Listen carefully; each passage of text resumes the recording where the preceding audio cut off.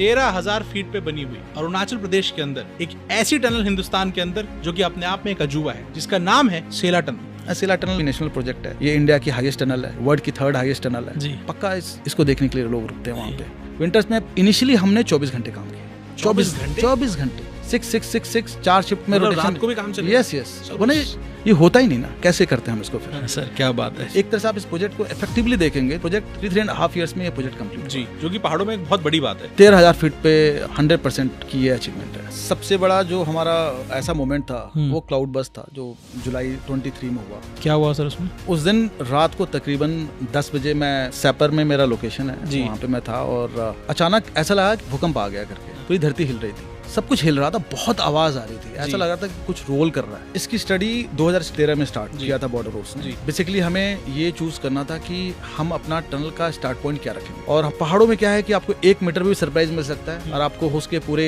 1 kilometre चले तब भी कोई सरप्राइज नहीं मिले। बट अगर 1 मीटर का सरप्राइज भी आपको बहुत वो समय आपका कंज्यूम कर सकता है। बहुत, वो 3-4 महीना आराम से 1 मीटर के सरप्राइज बिल्कुल ले सकता है।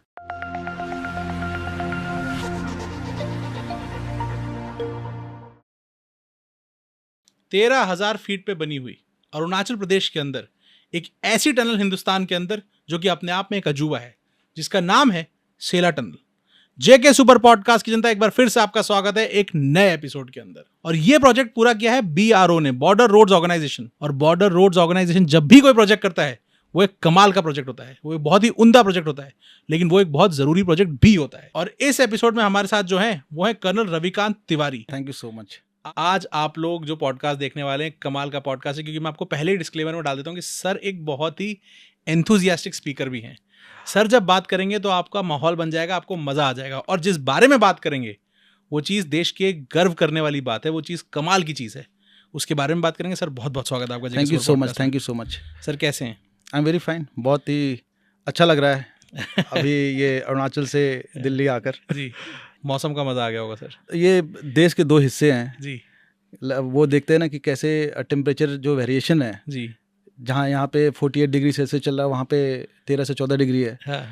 आप एक्चुअली 2 वर्ड देख सकते हैं just in a moment of 2 hours. जी, अमेजिंग। सर हम जिस प्रोजेक्ट के बारे में आज बात करने वाले हैं वो है सेला टनल। या वो अरुणाचल में है। यस, आप वहाँ पे पोस्टेड हैं Yes. इस समय पे। सबसे पहले क्योंकि इस बहुत बड़ा मुद्दा इस समय देश के अंदर टेम्परेचर का, मौसम का चल रहा है, पहले तो बताएं कि जहाँ आप हैं वहाँ टेम्परेचर कैसा है, मौसम कैसा है, उसके बारे में कुछ बताएं सर। अभी जिस दिन मैं वहाँ से निकला वहाँ पे तकरीबन 40 से 50 सेंटीमीटर की बारिश हुई है अभी आज के date in the current situation. जी। और साल के 12 महीने ये नॉन फाइन स्टेशन है जहाँ मैं रहता हूँ जी, वो 6,500 फीट पर है। बट जो मेरा कंप्लीट एरिया ऑफ रिस्पॉन्सिबिलिटी जो हमारी है जी, वो 6,500 से 15,000 फीट तक चलती है। तो मतलब मैं जो मेरा ट्रैवलिंग है जब वहाँ से मैं निकलता हूँ तो I am gaining around 8,000 feet मैं गेन करता हूँ। जी। और मैं एक बारिश वाले इलाके से स्टार्ट करता हूँ और धीरे धीरे मैं बर्फ़ में पहुँच जाता हूँ। जी। सो विंटर्स में वहाँ पे -20 तक जाता है, जो मेरे हाई रिचेज लाइक सेला टनल का जो एरिया है वो -20 तक जाता है। जी। समर्स में एट द मैक्स जो सेला टनल का एरिया है, अभी मैं जो हाईएस्ट एरिया है जहाँ पे हम लोग काम करते हैं, जी, समर्स में 10 डिग्री से ज़्यादा नहीं जाता। 10 डिग्री में तब बोल रहा हूँ जबकि ब्राइट सनी डे है, एकदम जो वहाँ का सबसे गर्म दिन होगा वो 10 डिग्री पे होगा। बिल्कुल बिल्कुल सर क्या बात है। और ये रहता है तकरीबन 3 महीने। वहाँ एक्चुअली 2 ही सीजन है, एक बारिश एक ठंडी। गर्मी का नामो निशान नहीं है एक्चुअली या तो बारिश हो रही है, हाँ। बारिश के बाद जैसे बारिश खत्म होगी से अगस्त सितंबर में बारिश खत्म होती है जी। उसके बाद आपका जी। सर्दी चालू होता है। जी। तो और कोई सीजन है ही नहीं जी। तो हम लोग बॉर्डर रोड्स ऑर्गेनाइजेशन में जो काम कर रहे हैं, हाँ। हम दिन देखते हैं कि किस दिन हमें अच्छा वक्त मिलेगा, हाँ। और कैसे हम काम करेंगे। जी। तो ये हमारे लिए बहुत चैलेंजिंग रहता है कि अपना वो दिन ढूंढना कि कब हम एक अच्छा काम करेंगे। कमाल सर। सर पहले तो थोड़ा बहुत अपने बारे में बताएं और फिर थोड़ा बहुत इस प्रोजेक्ट के बारे में बताएं सर। मैं कर्नल रविकांत तिवारी हूँ जी। और मैं उत्तर प्रदेश को बिलोंग करता हूँ जी। अभी मैं देवरिया में सेटल्ड हूँ जी। अदरवाइज मेरा जो रूट है वो बलिया से है जी। मैंने अपनी स्कूलिंग सैनिक स्कूल घोड़ाखाल से की है, नैनीताल से जी। और थ्रू NDA एंड IMA मैं कोर ऑफ इंजीनियर्स में कमीशन हुआ एज अ लेफ्टिनेंट जी। और अभी मेरे 18 साल मेरे सर्विस को हो गए हैं जी। और मेरे बॉर्डर रोड्स में ये मेरा तीसरा एक्सपोजर है जी। और इसके पहले मैं एक बार बॉर्डर रोड्स के साथ बाहर भी काम कर चुका हूँ और देश में लाहौल स्पीति एरिया में मैं रह चुका हूँ। ठीक है। अभी मैं as a task force commander posted हूँ अरुणाचल में जी। और सेला टनल प्रोजेक्ट का प्रोजेक्ट डायरेक्टर हूँ मैं जी। Otherwise as a BRTF commander मैं वहाँ पोस्टेड हूँ। जी सर, और इस प्रोजेक्ट के बारे में बताएं सर, ये सेला टनल प्रोजेक्ट है क्या सर? इसको थोड़ा डिटेल में देश को समझाएं कि क्या प्रोजेक्ट बन रहा है। सेला टनल प्रोजेक्ट बनाने के पहले जो सोच थी वो सोच 2010 में जब वहाँ NHPC काम कर रही थी तो उन्होंने सेला पास क्योंकि 13,700 फीट पर है, तो यहाँ पे विंटर्स जब मैं बोलता हूँ तो अक्टूबर से स्टार्ट हो जाता है और मई तक, हमने मई तक भी बर्फ़ देखी, पिछले साल मई तक बर्फ़ पड़ी थी, तो मैं अक्टूबर से मई तक की बात करूँगा। ठीक बात। एक बार बर्फ़ पड़ जाती है तो जो कम्यूटेशन है, जब आप इधर से तवांग की तरफ जाते हैं, तेजपुर की तरफ से तवांग की तरफ जाते हैं तो बहुत मुश्किल हो जाता है बड़ी बड़ी गाड़ियों को जाने के लिए। 2010 में NHPC ने प्रपोजल दिया कि हम यहाँ एक टनल बनाएंगे, तो उन्होंने तकरीबन 12.5 किलोमीटर का टनल का प्रपोजल दिया था। बट 12.5 किलोमीटर जब टनल की बात करते हैं, इतनी लंबी tunnel, it is a very मतलब इतने लंबे टनल में दिक्कतें ज़्यादा हैं and mainly the cost of construction बहुत हाई, ह्यूज। तो कैसे भी करके प्रोजेक्ट में हामी नहीं भरी गई और ये प्रोजेक्ट हुआ नहीं। फिर उसके बाद BRO ने 2013 में एक प्री फिजिबिलिटी स्टडी की इस टनल के लिए। अब आप उस एरिया में जाएंगे, जब आप तेजपुर से स्टार्ट करेंगे, वहाँ 3 लोकेशंस है जो चोक पॉइंट्स बोलेंगे एक तरह से जी। एक नेचपू एरिया है, वो चोक पॉइंट इसलिए क्योंकि वहाँ बहुत फॉग होता है। ठीक है। फिर दूसरा आपका बॉम्डिला एरिया है, वो चोक पॉइंट इसलिए है क्योंकि वो बॉम्डिला सिटी के थ्रू जाता है and Bomdila town is a big town, तो उधर से मूवमेंट बिकम्स रेस्ट्रिक्टेड। फिर उसका तीसरा आपका सेला पास एरिया है। सर चोक पॉइंट को समझाते हैं, चोक पॉइंट किसे कहते हैं? चोक पॉइंट जहाँ से आपका जो मूवमेंट है आगे जाने के लिए आपको मुश्किल होगा। जैसे अगर आज के डेट में अगर इसी एरिया की बात करूं, दिल्ली में अगर मैं कनॉट प्लेस की बात करूं, करेक्ट, तो अगर मैं शाम को 6 बजे बोलूं तो वो एक चोक पॉइंट बन गया। ठीक बात है, बहुत डिफिकल्ट हो जाता है। द्वारका सेक्टर में अगर शाम को ट्रेवल करना है आज के डेट में, तो वो एक चोक पॉइंट हो गया शाम के 6 बजे के बाद। ठीक है। आप 1 किलोमीटर के लिए आपको शायद टाइम लग जाएगा अच्छा खासा, बस वो चोक पॉइंट हो गया। तो नेचपू के लिए बॉर्डर रोड्स ऑर्गेनाइजेशन ने एक टनल बनाई जो पिछले साल 12 सितंबर 2023 को इनॉग्रेट हुआ है। वो 500 मीटर की टनल है और उससे 6 किलोमीटर की बचत होती है जी। वो अभी फंक्शनल है, पब्लिक अब उसके थ्रू जा रही है जी। बॉम्डिला के लिए बॉर्डर रोड्स ऑर्गेनाइजेशन ने एक बाईपास बना दिया, पूरा टाउन को बाईपास करके, थोड़ा लंबा एरिया है जी। उससे तकरीबन आपको टाइम तो ज़्यादा लगता है बट बिल्कुल बिना रोक टोक के आप उस एरिया को क्रॉस कर सकते हैं। ठीक है। तीसरा सेला पास आया। हाँ। सेला पास के लिए बॉर्डर रोड्स ऑर्गेनाइजेशन को बोला गया कि आप क्योंकि सेला जो पास है उस पर जो रोड है, अगर आप इधर से जाएंगे तो 18 जगह हैं और पूरी रोड एक पहाड़ी के ऊपर है। 18 क्या है सर? जिग बोले तो मतलब टर्निंग्स जो आप कट करते हैं, रोड सीधे जाती है फिर टर्न करती है, करेक्ट। तो ये जो जिग्स बोलते हैं, तो 18 जिग्स हैं और एक ही पहाड़ी पर है। ठीक है। तो पहले ये बोला गया कि आप देखो इसी रोड को आप शायद चौड़ा करके आप इसी को इम्प्रूव करके आप ताकि ये बेटर हो जाए। वो अभी सिंगल लेन है, सिंगल मतलब एक ही सड़क है, उसी पे एक गाड़ी जा सकती है, 3.75 मीटर की विड्थ है बेसिकली। तो उस पे गाड़ी आना जाना। एंड पहाड़ी एरिया में क्या होता है कि कोई वैली साइड में जाना नहीं चाहता, सब लोग हिल साइड में जाना चाहते हैं, डर लगता है। वो अमूमन कोई भी ड्राइवर जो बाहर से घूमने भी आ रहा है उसको डर लगता है, तो चिपक सब तो बहुत दिक्कत का सामना करना पड़ता है, स्पेशली विंटर्स में। तो मैंने वहाँ पे 12 से 13 घंटा का चौक देखा, तो बहुत डिफिकल्ट होता था। तो इसके लिए बोला कि आप देखो इसी में बना सकते हो कि नहीं।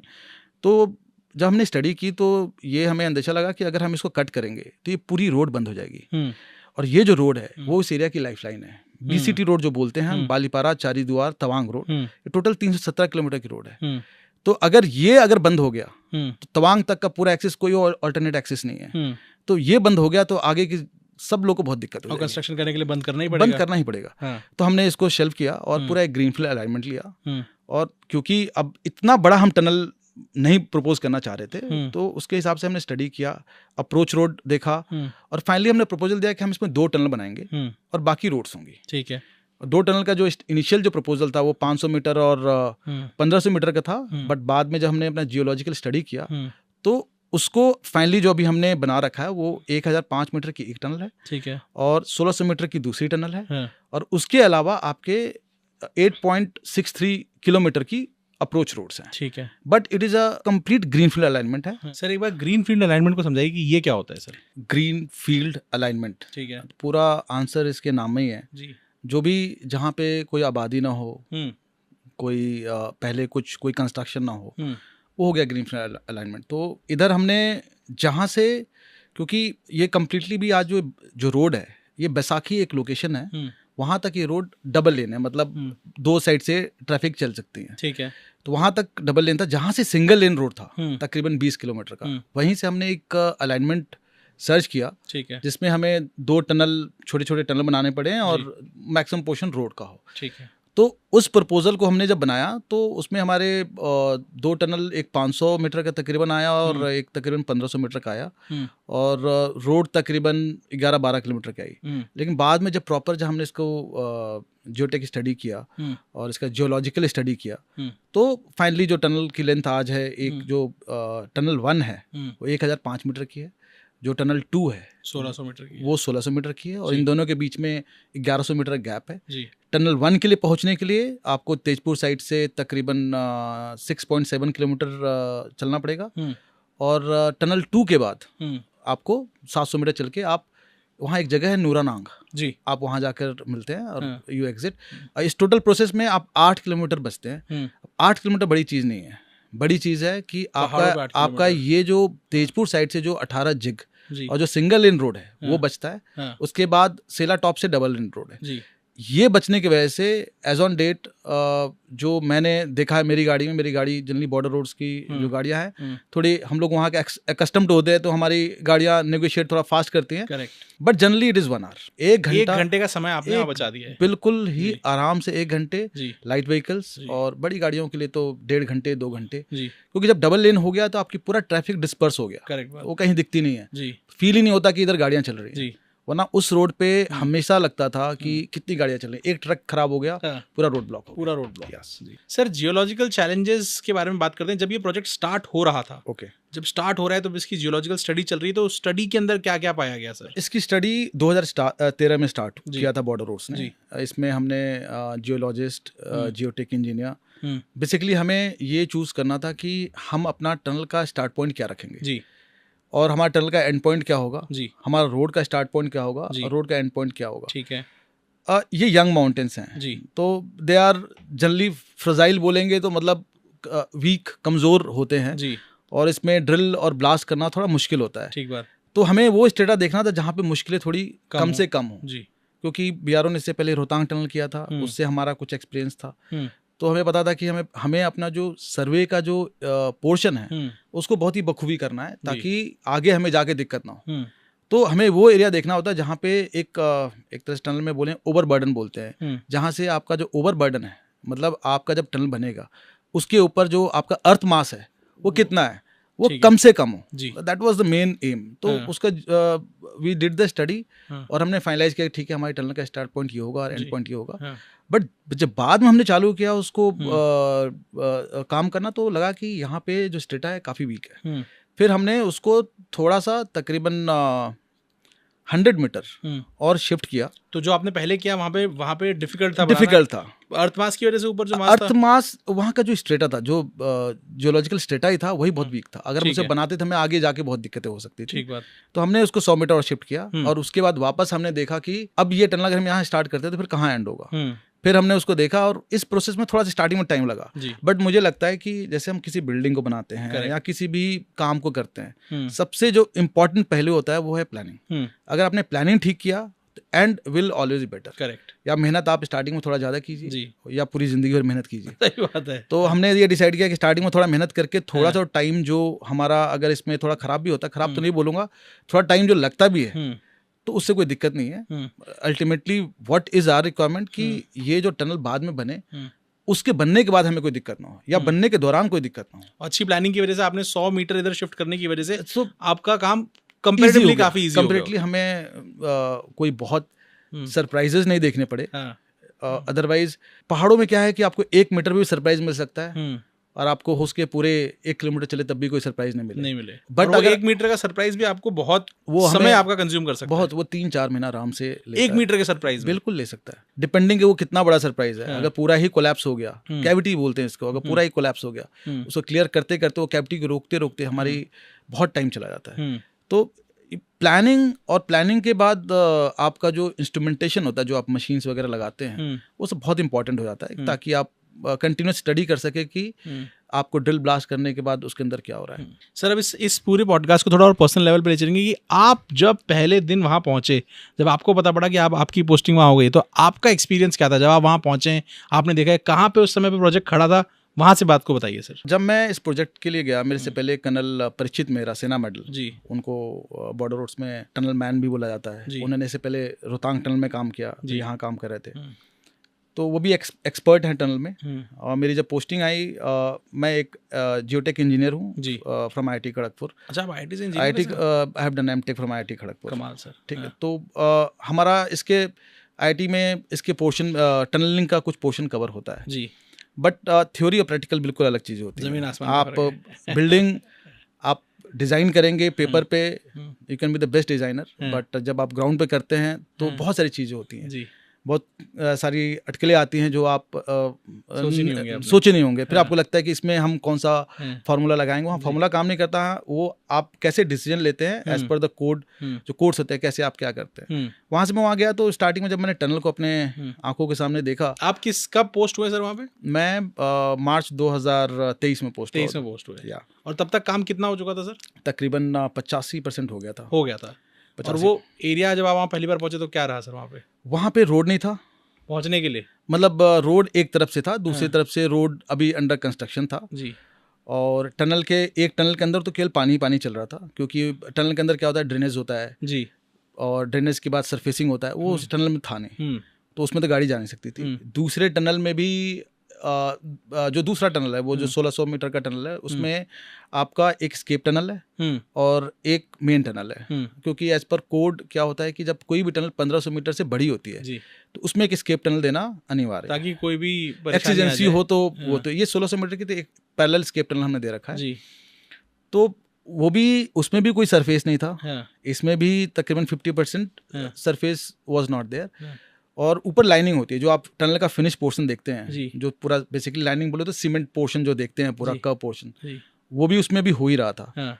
तो काफ़ी काम बचा था। और मैं जब देखा कहीं से पानी ऊपर से आ रहा है और कहीं पे आइसिंग हो रखी है, मतलब पानी ऊपर से निकल रहा है, वो फ्रीज हो गया, मतलब it was that cold in the month of March. तो वो भी था स्टार्टिंग में जाने के बाद, थोड़ा चूर है तो वो फ्रीज हो जाता था फटाफट। या it was frozen, it was frozen at that point of time. Sir ऐसी कंडीशन में इंसान कैसे ऑपरेट कर रहे हैं? सल्यूट है जो लोग वहाँ पे, जितने भी हमारे वर्कर्स जिन्होंने काम किया, हैट्स ऑफ टू देम। मतलब अब बड़ी एक्चुअली क्या होता है कि अब ऐसी जगह पर जब काम करते हैं तो आपको पहले एक्लिमेटाइज होना होता है, तो पहले उनको एक्लिमेटाइज करते हैं, फिर वहाँ काम करते करते आपकी बॉडी, जैसे अभी मैं वहाँ से आया हूँ तो मुझे यहाँ आने में, एक्लिमेटाइज होने में, शायद इस गर्मी में एक्लिमेटाइज होने में 10-15 दिन लगेंगे और यहाँ के लोग जब वहाँ 13,000 फीट में जाएंगे तो उनको उस एरिया में एक्लिमेटाइज होने के लिए 10-15 दिन लगेंगे जी। सो दे आर एक्लिमेटाइज्ड। और फाइनली अब प्रोजेक्ट देखिए, जो भी वर्कर जो काम करते हैं उनका एम अपने परिवार को चलाना है, तो वो तो कहीं नहीं जाएंगे। 13,000 फीट में उनकी सैलरी भी ठीक अच्छी होती है जी। और अल्टीमेटली द एम की एक नेशनल प्रोजेक्ट था, इसको करना था, तो हम लोग बैक में थे, जो भी सपोर्ट हमारी तरफ से चाहिए हमने हमेशा दिया। सर मैं एक समझना चाहता हूँ कि उस प्रोजेक्ट को करने वाले जो वर्कर्स हैं, आप लोग हैं, साइकोलॉजी क्या है आप लोग की, आप लोग क्या सोच रहे हैं, आप लोग किस तरह वहाँ पे ऑपरेट कर रहे हैं, वो समझना चाह रहा हूँ सर मैं थोड़ा डेप्थ में। हमारी साइकोलॉजी मतलब ऐसे जगह पे एक ही रहती है। सबसे बड़ा मोटिवेशन क्या है? नेशन है। वही अगर आज ये यूनिफॉर्म हमने पहनी है, द फर्स्ट डे जब मैंने इस यूनिफॉर्म को पहनी, हमें कुछ और दिखता ही नहीं है नेशन के अलावा। सबसे बड़ी बात वही है। और वही चीज़ हमें कोई भी काम, और जितना कठिन काम होता है, हमारे आर्मी में हमें सिखाते हैं कि जितना कठिन काम है सबसे आगे लीड करना है, सबसे आगे से लीड करना है। और जब आप आगे से लीड करते हो ना, तो आपके पीछे पूरी फौज अपने आप ही आ जाती है जी।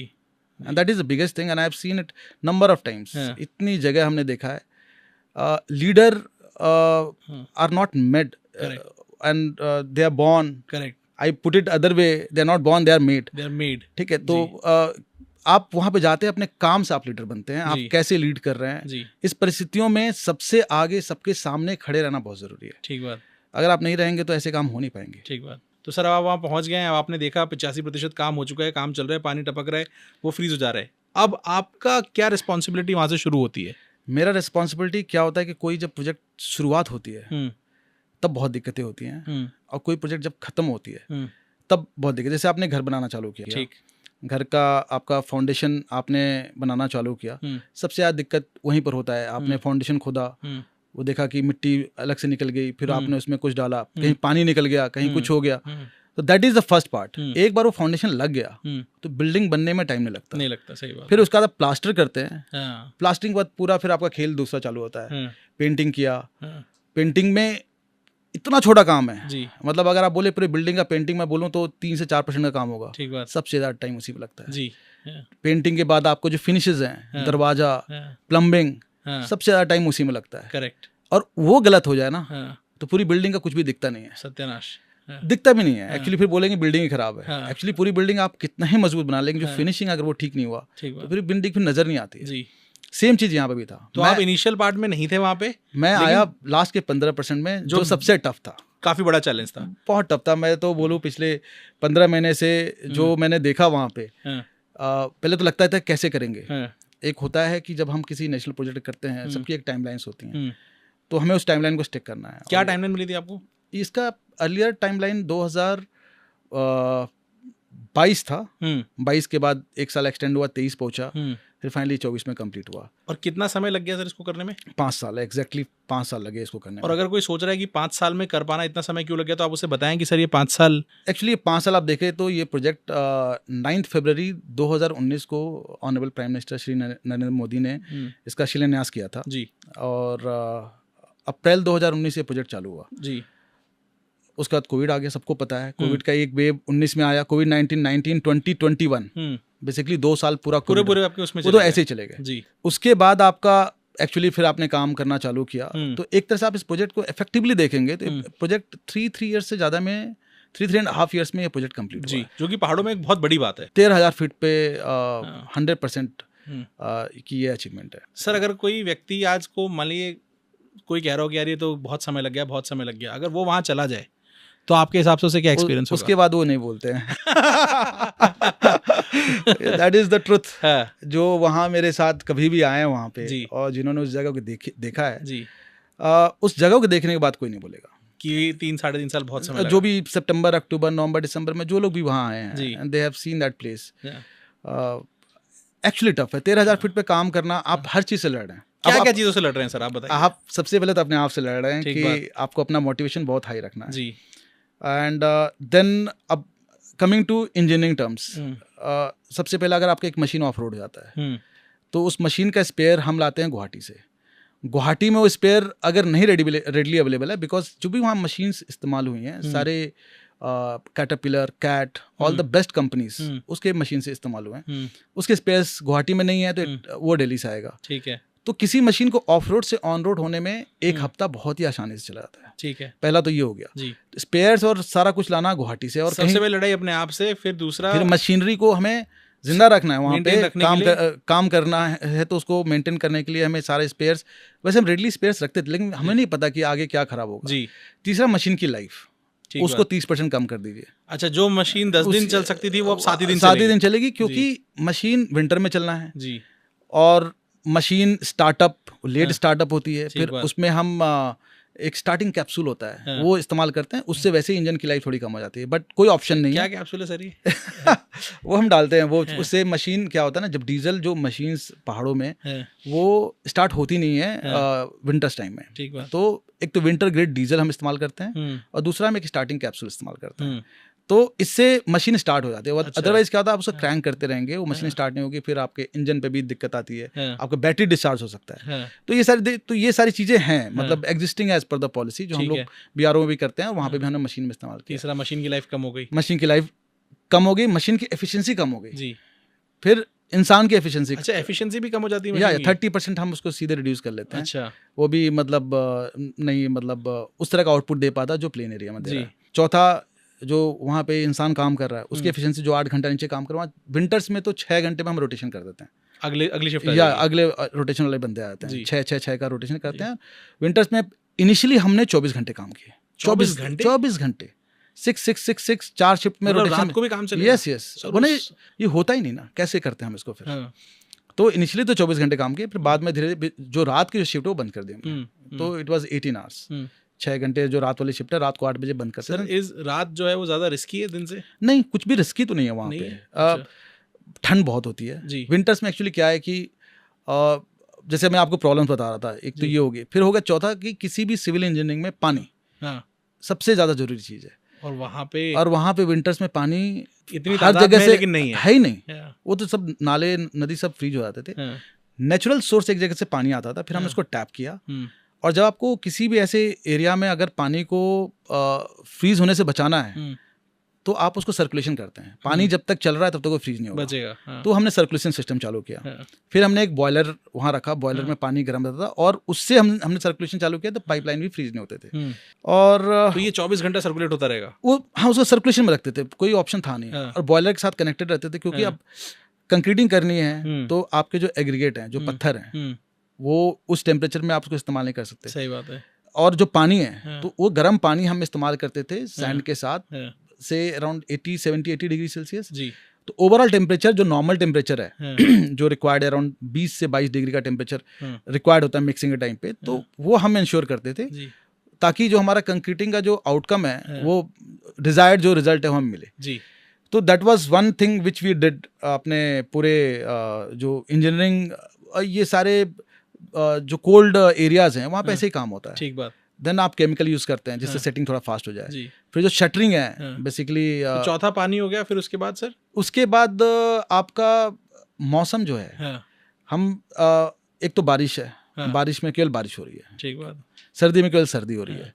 तो आपका जो इफेक्टिव टाइम है ओवरऑल पूरे साल भर में मैं बोलूँ तो 4 से 5 महीने है। इंसान की एफिशिएंसी की कटौती, मशीन की एफिशिएंसी की कटौती, सब कुछ काट दो और अब समय भी मुश्किल उसमें। तो सब कुछ काट के आप देखोगे तो कुछ टाइम ही नहीं है। अगर सबको अगर आप मल्टीप्लिकेशन डिवीजन करते जाएंगे तो हमारे पास टाइम नहीं था। तो हम मतलब वो 3 साल अगर हम प्लेन्स में काम करें तो वो मेरे ख्याल से 1 साल के बराबर हो जाएगा। एग्जैक्टली। सर एक सवाल आपसे पूछना चाहता हूँ। एक हमारा सेगमेंट है जिसे कहते हैं जेके सुपर अचीवर्स मोमेंट। ऐसा कोई मोमेंट, ऐसा कोई पल, ऐसा कोई क्षण जो आप लोगों ने इमेजिन नहीं किया हो, आपके सामने बहुत बड़ा चैलेंज आया हो, आप लोगों ने और आपकी टीम ने उसे ओवरकम किया हो और करने के बाद शायद उसको अकम्प्लिश करने के बाद आप लोग इमोशनल फील करते हो, ऐसा कुछ है सर? सबसे बड़ा जो हमारा मतलब ऐसा मोमेंट था वो क्लाउड बस्ट था जो जुलाई 23 में हुआ। क्या हुआ सर उसमें? उस दिन रात को तकरीबन 10 बजे, मैं सैपर में मेरा लोकेशन है, वहाँ पे मैं था और अचानक ऐसा लगा कि भूकंप आ गया करके। ठीक है। एक्चुअली भूकंप का रीज़न ही बताऊंगा ऐसा फील क्यों हुआ।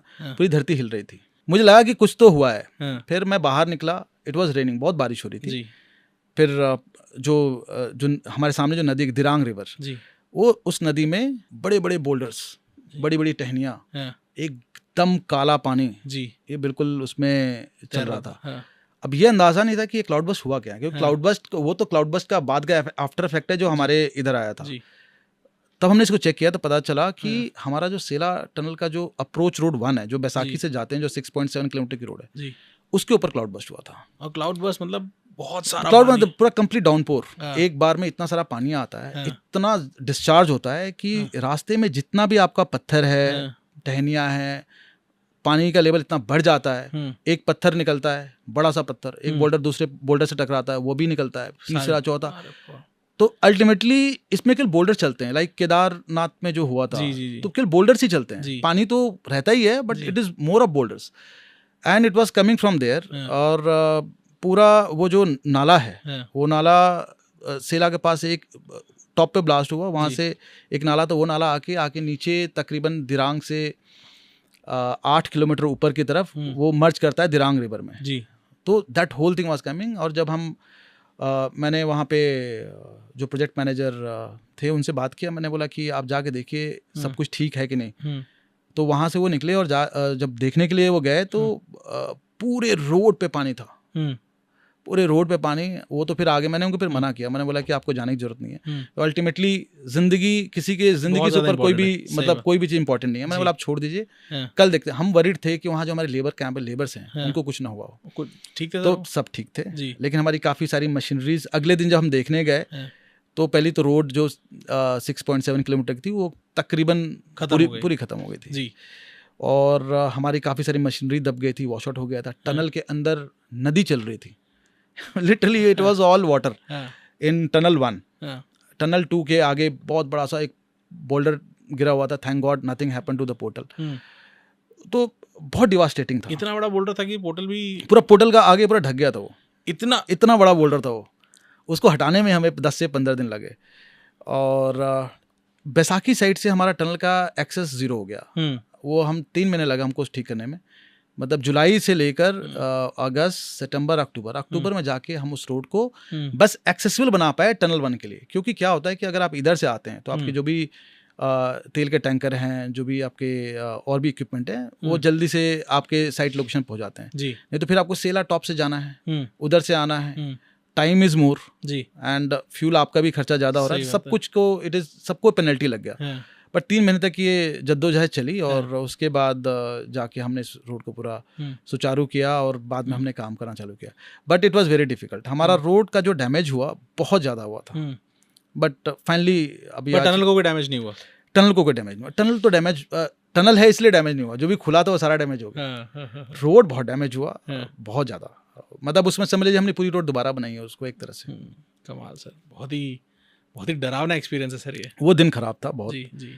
और ऐसे और भी एक्सपीरियंस थे कुछ इस ये एक था जो एनफ भगवान ना करे ऐसा और भी कोई एक्सपीरियंस। नहीं इट इज, एंड हर जगह क्लाउड बस्ट हो रहे थे जी। ये हमारा मतलब सबसे कठिन वक्त था जी, जबकि हमारा टारगेट था कि नवंबर तक हम इस टनल को कंप्लीट करके देश को दे देंगे और सारे लोग यहाँ से जा पाएंगे। आई वॉज वेरी कॉन्फिडेंट, क्योंकि हम जब प्लानिंग करते हैं हमें पता होता है कि हम इस दिन ये करेंगे, ये करेंगे, ये करेंगे, बट प्लानिंग में ये फैक्टर हम कभी इंक्लूड नहीं करते। क्लाउड बर्स्ट हो जाएगा ये तो कोई सोच नहीं सकता, कोई इंक्लूड नहीं कर सकता। और कितने लेवल का होगा ये भी नहीं सोचते। और बेसिक प्रिकॉशन तो आप लेते ही होंगे, basic precaution, but cloud burst का कोई प्रिकॉशन ही नहीं है, कोई ऐसी इंजीनियरिंग नहीं है जो क्लाउड बस्ट का कोई जवाब दे सके। Correct sir. सर जो आपका नुकसान हुआ ये लगभग कितने समय का नुकसान हो गया सर?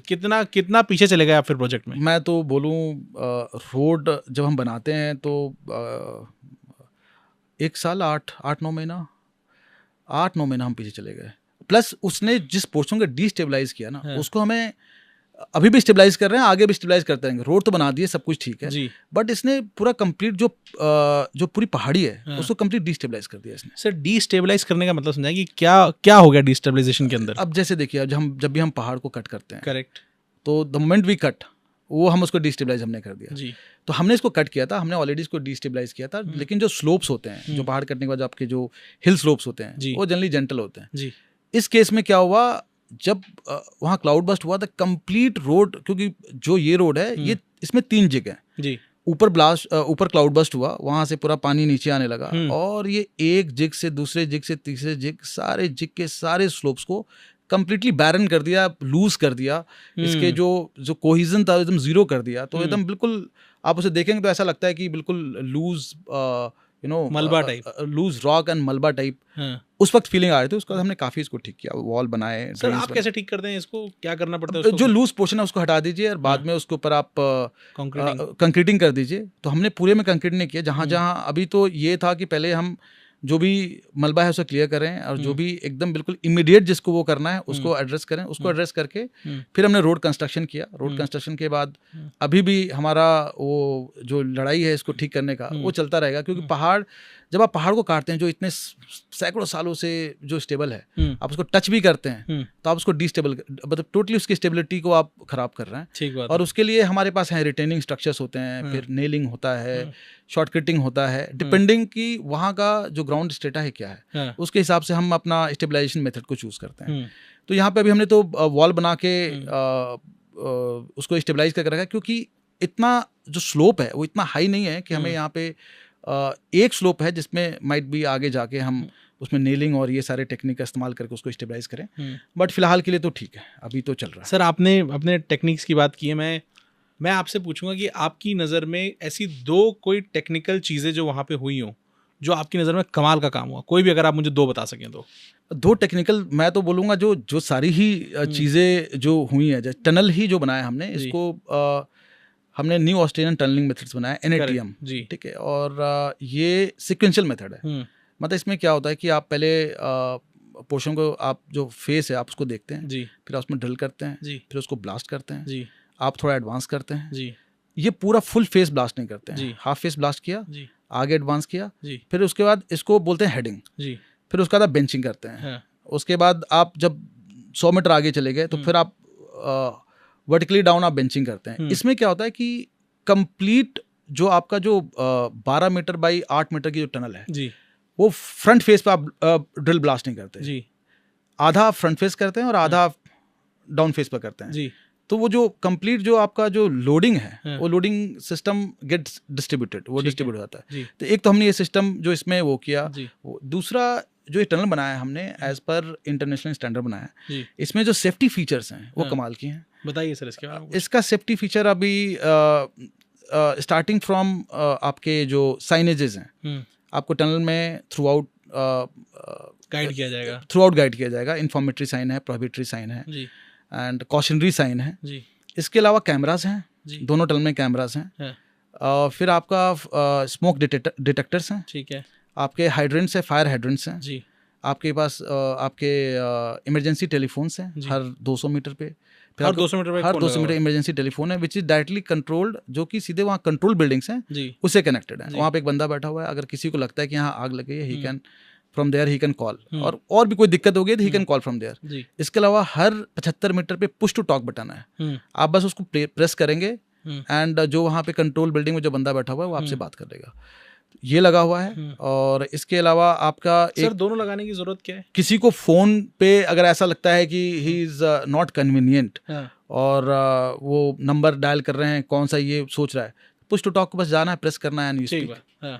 फिर उसमें आपके हॉर्न सिस्टम है अगर कोई इमरजेंसी या कहीं पे अगर आग लगती है तो वो हूटर बजने लगेगा जी फिर इसके अलावा आपके उसमें पीए सिस्टम लगे हुए हैं अगर हमें कुछ अनाउंस करना है तो कंट्रोल बिल्डिंग में बैठा हुआ बंदा अनाउंस कर सकता है एंड सब कोई उसे सुन सकता है इसके अलावा इसमें आपके जो हार्मफुल गैसेस के लिए एक सेंसर लगा रखा है जैसे वो हार्मफुल गैसेस की लेवल्स ऊपर जाएगा तो इसमें आपके वेंटिलेशन फैंस हैं ठीक है तो एक पर्टिकुलर जैसे अब कार्बन मोनोऑक्साइड है और भी जो हार्मफुल गैसेज हैं उसका एक लेवल होता है एक किसी भी टनल के अंदर जैसे वो बढ़ेगा वो वेंटिलेशन फैन ऑटोमेटिकली ऑन हो जाएंगे जी टिल द टाइम जो ऑप्टिमम लेवल है वो हम अचीव ना कर लें तो ये सारे सिस्टम के साथ हमने एक एस्केप टनल बनाया है जो मतलब 1500 मीटर के बाद एक एस्केप टनल चाहिए तो बेसिकली इट इज ये एक टनल के बराबर ही है Correct. ये टनल की हाइट आपकी 8 मीटर है तो उस टनल की हाइट 5 मीटर है बस इतना ही अंतर है बाकी वो भी एक पूरी टनल है पूरी टनल है पैरेलल टनल है अच्छा और ये 250 मीटर के गैप पे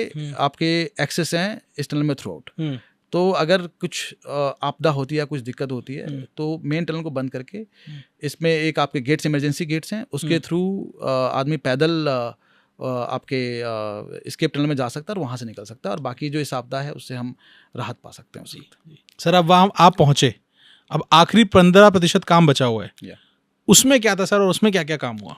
जो आखिरी का 15% था उसमें आपका टनल की जो फाइनल जो लाइनिंग होती है जी जो बेसिकली लाइनिंग बोलो तो कंक्रीट जो फाइनल कंक्रीट क्रूड टर्म में बोलो तो ठीक है जो कंक्रीट की जो लाइनिंग होती है वो था जी सरफेस था जो नीचे जो पेमेंट की जो नीचे पेमेंट जो कंक्रीट सरफेस होती है जी वो था जी फिर आपका ड्रेनेज था जो टनल के ऊपर जो पानी आता है जी वो पानी ड्रेन आउट होके बाहर निकल जाए थ्रू निकलता है drainage was there complete electrification was there जो कि बहुत चैलेंजिंग रहता होगा सर। हाँ पूरी जो कंप्लीट जो थ्रू आउट टनल हमें इलेक्ट्रिफिकेशन करना है सेंसर्स लगाने हैं सेंसर्स को कनेक्ट करना है और उसको हमें SCADA that is supervisory control automatic data acquisition system SCADA बोलते हैं जी उससे कनेक्ट करना है उसको टेस्ट करना है जी मतलब दैट इंक्लूड्स कैमरा साइनेज ठीक है आपका फायर फाइटिंग सिस्टम सारे चीज उससे कनेक्ट करके उसको टेस्ट करना जी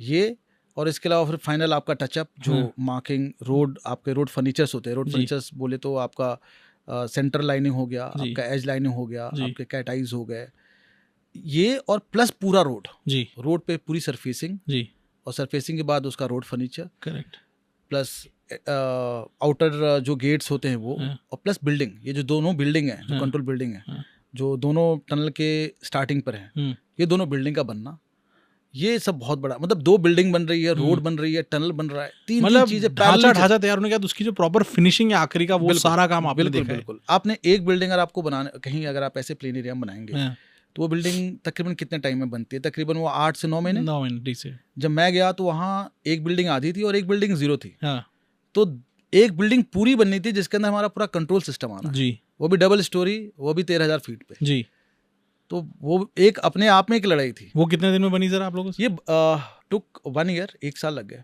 एक साल में आपने हाँ, वो भी एक कर साल दिया। पूरी बिल्डिंग बन गई। हाँ। अभी कुछ चीजें जैसे उसमें जो बाकी कमरे हैं जो मतलब एक्चुअली जो हमारे एडमिनिस्ट्रेटिव पर्पस के लिए जी उसको हम टारगेट किया कि उसको हम बाद में करेंगे। जी पहले हमारा जहाँ पे इक्विपमेंट रहेगा, जी जहाँ जनरेटर रहेगा, जी वहाँ पे दोनों एंड पे आपके दो जनरेटर हैं। जी। तो एक तो इलेक्ट्रिक हमने एक्सटर्नल इलेक्ट्रिक सप्लाई भी ले रखा है, जैसे टनल के अंदर जो लाइटिंग है वो रहे। प्लस अगर वो नहीं रहता है बैकअप भी है। फिर जनरेटर बैकअप है। जी। अभी वो जो एक्सटर्नल इलेक्ट्रिक सप्लाई है that is in process, July and तक वो एक्टिवेट हो जाएगा। जी बट अभी हम जनरेटर पे ही throughout day and night उसका जी। पूरा बैकअप देख रखा जी। हमने। तो ये सारा जो काम था, हाँ, ये ये 15 सारा महीने का पूरे- काम था, प्लस इनॉग्रेशन जी। जो बहुत बड़ा हमारे लिए चैलेंज था। सर उस दिन को डिस्क्राइब करिए सर। देखिए इसका ऑनरेबल प्राइम मिनिस्टर ने ही इसका इनॉग्रेशन किया 9 मार्च 2024 इसी साल। जी ये हमें पहले से ही पता था। और वो जो इलाका है, जैसे मैंने बताया कि उस इलाके में सुबह से शाम तक का वेदर कुछ पता नहीं होता है। जी सुबह एकदम ब्राइट सनी होगा, सडनली 10 बजे के बाद वहाँ क्लाउडी होगा जी। और 1 बजे के बाद वहाँ बर्फ पड़ने लगेगी। अचानक से कुछ भी हो सकता है। मतलब जो आपका वेदर फोरकास्ट जो आपके ऐप पे दिखाते हैं जी वो आज तक कभी सही मुझे नहीं। तो सही नहीं दिखे। अब जो भी इसका रीजन है, बहुत सारे हमने वेदर फोरकास्ट वाले ट्राई किए, जी। But exact weather, light snow है। हैवी स्नो में कन्वर्ट हो जाता है, हैवी स्नो लाइट स्नो में कन्वर्ट हो जाता है। जी तो ये सारे प्रोसेस हमने बहुत देखे। तो उस दिन ऑनरेबल प्राइम मिनिस्टर आने वाले थे वहाँ पे, बट उस दिन इतना खराब मौसम था, इतना फॉगी वेदर था कि वहाँ जो लोग फिजिकली खड़े थे, हमारे DGBR lieutenant general Raghu Srinivasan VSM जी। वो वहाँ पे थे, जी चीफ इंजीनियर ADG जी और MLA वहाँ के लोकल MLA जी वो लोग वहाँ खड़े थे इनॉग्रेशन के लिए। और इतनी ठंड थी वहाँ पे, हमने वो मोटे वाले जैकेट जो हम पहनते हैं जी वो पहन रखे थे, हाँ। वो ग्लव्स पहन रखे थे, और ग्लव्स पहन के ऐसा लग रहा था कि हमारे हाथों में ग्लव्स नहीं है। जी मतलब इस दिन वो 9 मार्च 2024 की बात कर रहा हूँ, जी। मार्च में, मतलब ऐसा वेदर था उस दिन। हाँ। फिर भी जैसे सेना में कहा जाता है कि जो एक बार काम ठान लिया हो तो करना ही करना ही करना है। तो मोदी जी ने इसका इनॉग्रेशन से फाइनली ईटानगर से वर्चुअली किया। जी और बहुत बढ़िया इवेंट रहा। जी और जैसे ही इनॉग्रेशन हुआ, इनॉग्रेशन के बाद हमने इमीडिएटली 1 घंटे बाद पब्लिक को हमने उधर से आने जाने दिया, एक्सेस दे दिया। जी और पब्लिक वो तो रुकना ही नहीं चाहती थी। पब्लिक चाहती थी कि बस इस टनल का एक्सेस कब मिले, कब इसके थ्रू हम जाएं। दुनिया देखना चाहती थी कि ये क्या टनल सिस्टम है। जी और मेरे ख्याल से लोगों को लगता था पहले एक टनल है, बट ये एक ट्विन टनल सिस्टम है, 2 टनल हैं। जी और पहला टनल अलग है, दूसरा टनल अलग है। हाँ। दोनों में डिज़ाइन सेम है, बट हाँ। एक में स्केप टनल है, एक में नहीं है। हाँ। तो आपकी पूरी जो टनल इंजीनियरिंग है, अगर हाँ। किसी को हमें क्रूड वे में समझाना हो हाँ। कि कौन सी टनल होती है जिसमें स्केप टनल नहीं होता है, किस हाँ। में होती है, ये सारी चीज़ें वहाँ पे समझाया जा सकता है। अपने आप में किसी की पढ़ाई के लिए भी अगर कोई टनलिंग पढ़ना चाहता है तो बहुत कमाल अच्छा का है। It's a good study location also. अगर आप Correct. जाके देखेंगे 13,000 फीट पे कैसे काम हुआ है, जी ये बहुत ही मेहनत और काबिल तारीफ है जी। हर एक शख्स जो इस टनल के कंस्ट्रक्शन से जुड़ा रहा है। सर आसपास क्या बदला सर, लोकल कम्युनिटी में क्या बदला, आप लोगों ने वहाँ की ज़िंदगी को किस तरह से ट्रांसफॉर्म कर दिया, आपने अपनी नज़रों से जो चीज़ें देखी हों उन एक्सपीरियंसेस को बताइए सर। देखिए सबसे बड़ा वहाँ दिक्कत होता है, सबसे ज़्यादा दिक्कत होती है वहाँ विंटर्स में, सबसे ज़्यादा, क्योंकि सेला पास पे जब एक बार बर्फ़ पड़ जाती है तो आप टायर में चेन लगाते हैं, उसके बावजूद जब तक वो बर्फ़ क्लियर नहीं होगी, से अगर रात को किसी की तबीयत ख़राब होती है, 8 बजे तबीयत ख़राब होगी। जल्दी क्या होता है विंटर्स में, क्योंकि हाई एल्टीट्यूड एरिया है, तो किसी को अगर हाइपरटेंसिव कोई आदमी है उसकी दिक्कतें उस वक्त ज़्यादा बढ़ जाती हैं। और आप विंटर टाइम में जब टेम्परेचर आपके माइनस में रहते हैं तो आपकी एक्टिविटी, ओवरऑल एक्टिविटी भी कम हो जाती है जी।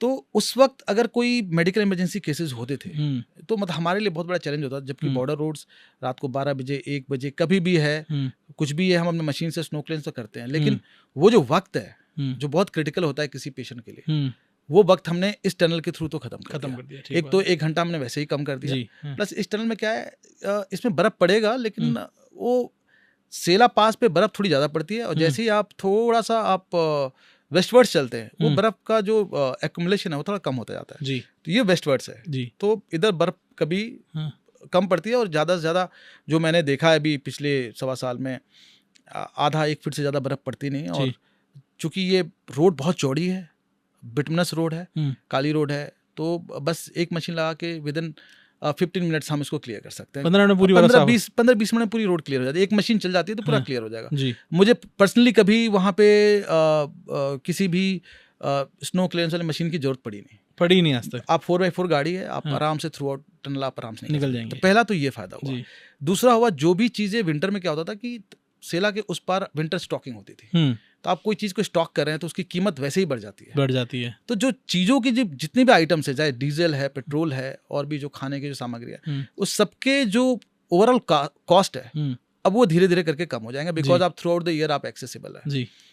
तीसरा, पहले जो टूरिस्ट सोचते थे कि अब दिसंबर के बाद आना है, नहीं आना है, अब वो थ्रू आउट द ईयर इस एरिया में आ सकते हैं, तो एक टूरिज्म को एक बहुत बड़ा बूस्ट मिलेगा। सर, टूरिज्म के लिए स्पेसिफिकली भी हमने और भी कुछ किया है?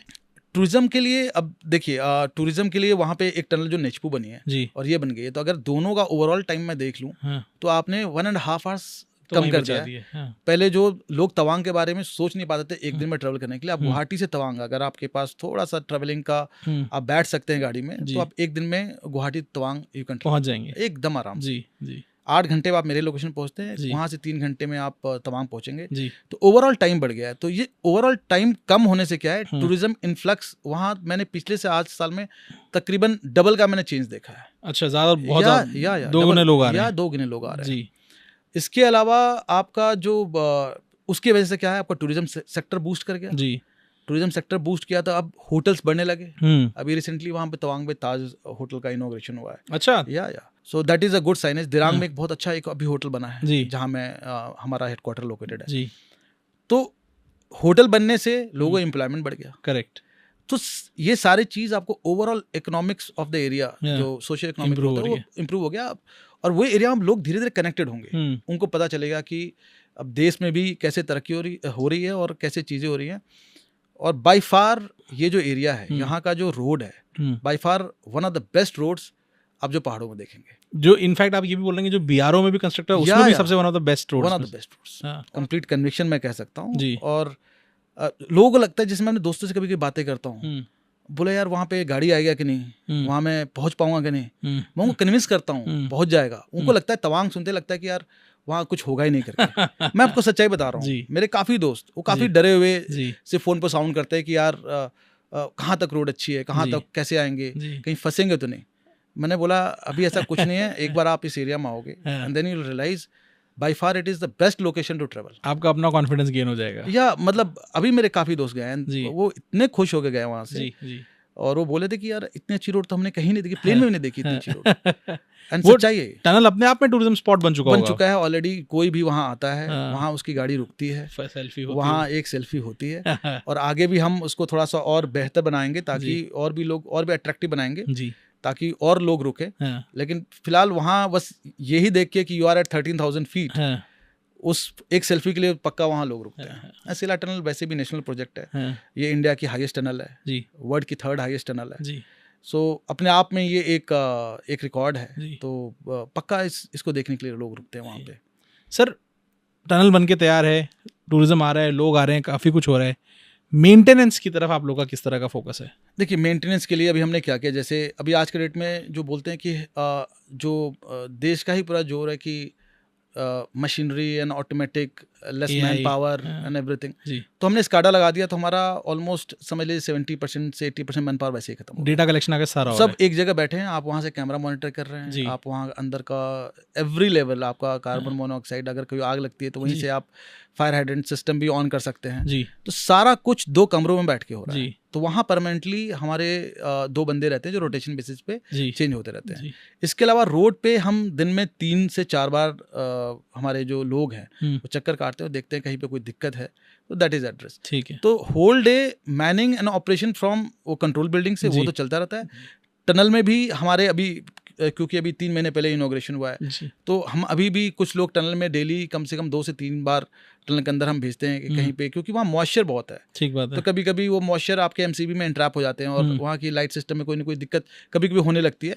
तो वो सारा देखने के लिए कि सारे लाइट्स ठीक से काम कर रहे हैं कि नहीं, सारा कुछ अंदर ठीक है कि नहीं, कहीं पे कोई दिक्कत नहीं। तो अभी हम बहुत ही फ्रिक्वेंट बेसिस पे उसको मॉनिटर करें। या कमाल सर, पहले तो मैं आपका बहुत बहुत शुक्रिया अदा करना चाहूँगा, क्योंकि जिस तरह का काम आप लोग करते हैं हम तो अपने आप को नॉर्मल समझते हैं, सिविलियन समझते हैं, हम लोग के तो बस की नहीं है सर ये कर पाना। नहीं, आप लोग का सपोर्ट है सर ये सिविलियंस, पूरा देश का जो सपोर्ट है जी, आप ही के सपोर्ट से हम लोग ये काम कर पाते हैं। सर मेंटल सपोर्ट है पूरा वो है, लेकिन फिजिकली तो आप लोग को ही करना पड़ता है, और उसकी क्या परेशानियां ये आप ही जानते हैं। नहीं, तो सबसे पहले तो जेके सुपर सीमेंट की तरफ से और हमारी तरफ से बहुत बहुत धन्यवाद sir. Thank you so much. बहुत बहुत धन्यवाद कि आपने समय निकाला सर, अरुणाचल प्रदेश से खुद आए हैं ये पॉडकास्ट करने के लिए, तो उसके लिए भी बहुत बहुत धन्यवाद सर। Thank you. और मैं चाहता हूँ कि आपकी ये टनल और आपके सारे किए हुए प्रोजेक्ट्स देश में इतना नाम करें कि हमारे बीआरओ का वैसे भी नाम है ही है और नाम ऊंचा हो सर। थैंक यू, बहुत बहुत धन्यवाद sir. Thank you so much for doing JK super podcast podcast. Meeting. Thank you sir, thank you.